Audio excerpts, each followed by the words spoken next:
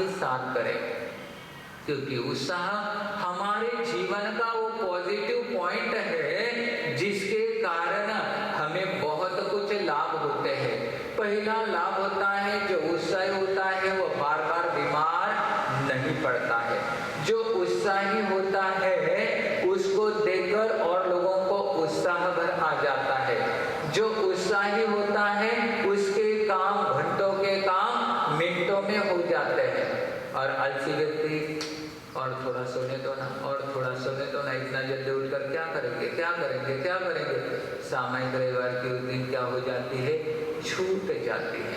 तो हमें अगर जीवन में सफलता पानी है, हमें अगर सुख के खजाने की चाबी खोलनी है, चाबी से वो खजाना खोलना है, तो उसके लिए जीवन में उत्साही होना बहुत जरूरी है। चेहरे पर हमेशा 12 मत बजने देना।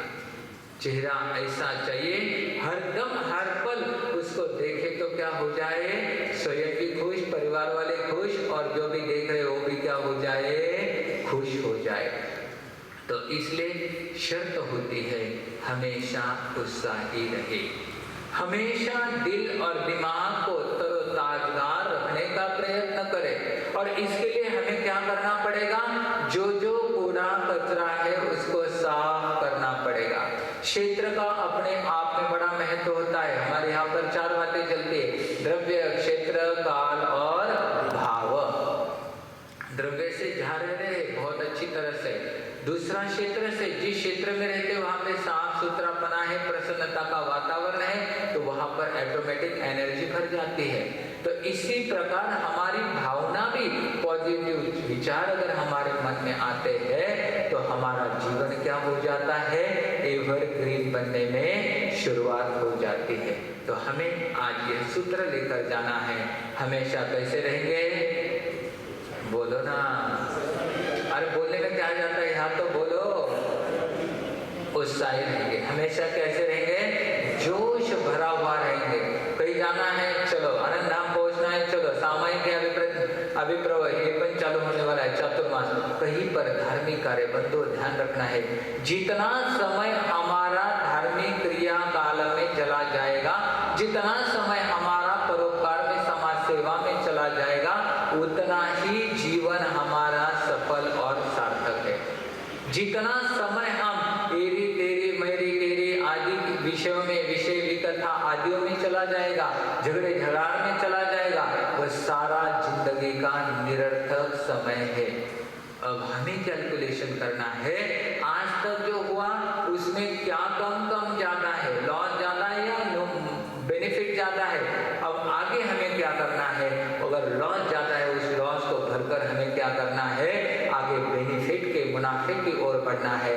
इसलिए हमें क्या करना है, जीवन में हमेशा उत्साही रहो।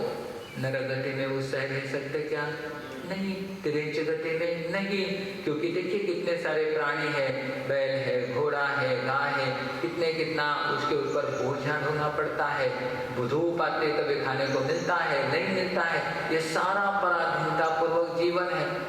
देवगति में क्या है, जितना आपका जो था ना बैलेंस, वो बैलेंस वहां पे खाली करके वापस लौट कर आना है। एकमात्र मनुष्य गति ही ऐसी है, ये जीवन ही ऐसा है, जिस जीवन में आप क्या कर सकते हो, 5वीं गति के द्वार खोल सकते हो, और वह मोक्ष गति।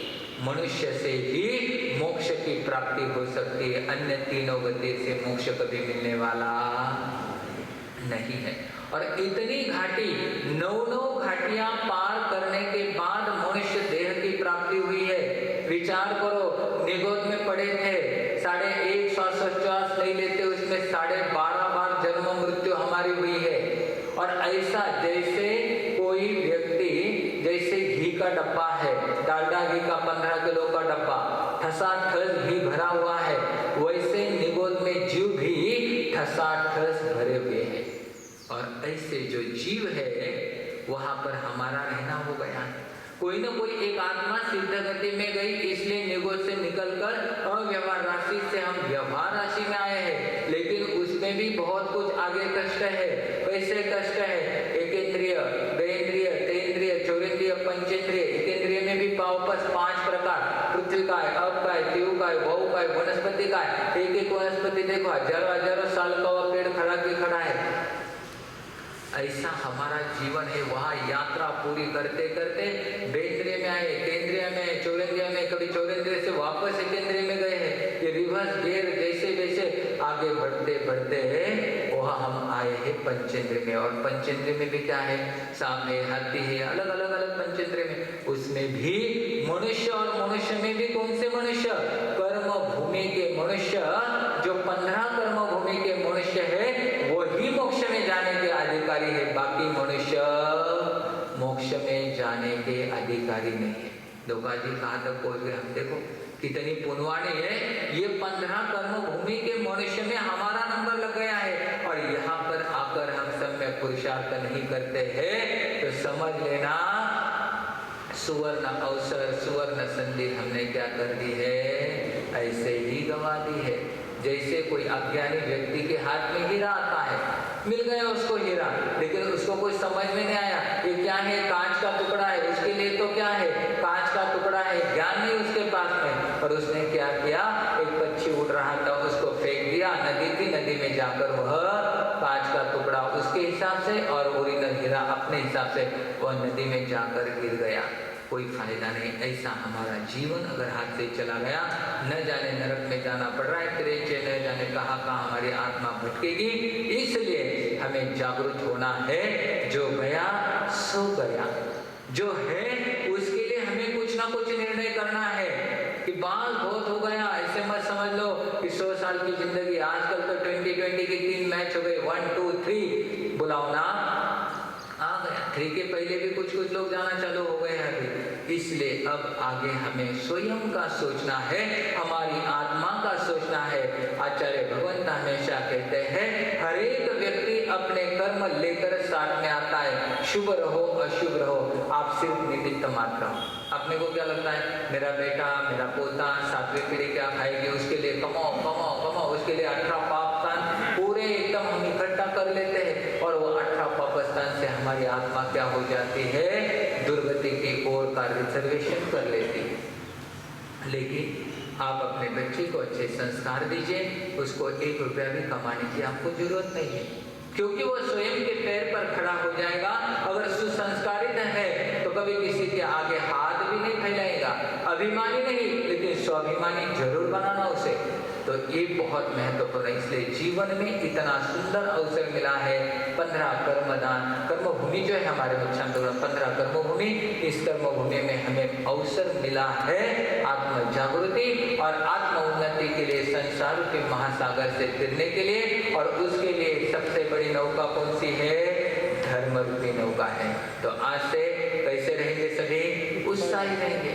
समझ में आया, कोई डुल रहा है, कोई थोड़ा सा ड्राउजने से, किसी को नींद आ रही है, किसी को क्या 1 घंटे का टॉनिक लेना है, हफ्ते भर के लिए वो गाड़ी चलानी है। गाड़ी अगर फुल करोगे तो हफ्ते भर तक कोई टेंशन नहीं रहेगा। तो आज से कैसे रहना है, उत्साही रहना है। समय का एक एक क्षण हमारा अच्छे कार्य में लगना चाहिए। तो देख लेना जिंदगी में कितना बड़ा आनंद आता है।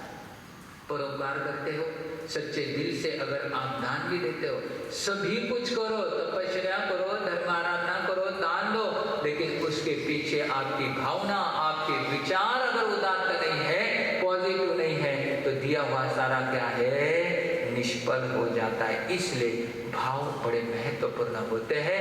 तो आज का टॉनिक है, हमेशा कैसे रहोगे, उत्साही रहना है। चाहे कितने तूफान आते हैं, अरे नरेंद्र मोदी को कुछ क्या कम तूफान है क्या, हमारे पूर्वज जो भगवान महावीर स्वामी कितने परिश्रम है, उनके सामने तो हमें कुछ नहीं है। आने वाला आएगा, फिर तो क्या है, धूप के बाद छांव है, और बरसात के बाद कौन सा सीजन आने वाला है, ठंडी का सीजन वापस कौन सा आने वाला है। तो ये तो चलता ही रहने वाला है। लेकिन ऐसे समय में आप स्टेबल रहिए, स्थिर रहिए और हमेशा उत्साही रहने का प्रयत्न करें।